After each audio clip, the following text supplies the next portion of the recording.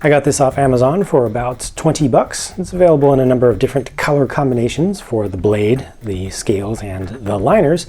The blade material is 8CR14 MOV, which, as I understand it, is budget stuff, low budget stuff, but this is a low budget knife for 20 bucks. I think that it's pretty good handling stuff, sharpened up very nicely. Actually came respectively sharp from the factory right out of the box, and I just honed it up, and it has held its edge pretty nicely.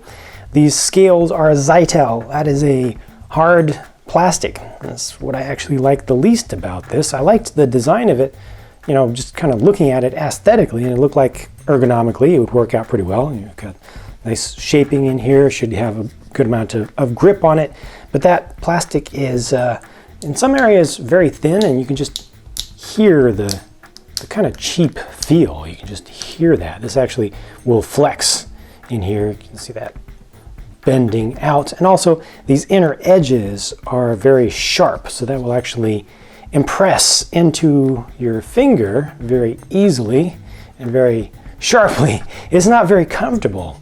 Surprisingly, the shape of this just doesn't work for my hand. And that's going to vary from person to person on, you know, whether it fits into your hand. The best grip that I can get is moving up a phalange on the index finger and trying to grip it from there, and that gives me pretty decent control. I would like to be able to come in closer for, you know, hard closer in work, but that's just not working for me at all. But right about there is about the best grip that I can get off it.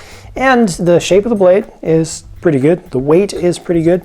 The action is so-so. It feels a little bit tight, but I don't want to loosen that at all because it's right where it needs to be. I can feel just a tiny bit of motion, but it's, you know, it's not all that smooth. I've seen other people write written reviews about these that they've had really smooth action. Mine, unfortunately, has a warped blade, though, is what I've come to realize, because as I open it, there's a sound. It's kind of a scissors sound, again with the sound, and you can see on this side of the blade some scratches are starting to occur just because that part of it is impacting the liner on this side. So a number of quality issues here, unfortunately. Quality and production issues have really held this one back. It does have a safety, like a lot of the CRKT models do, which works really well.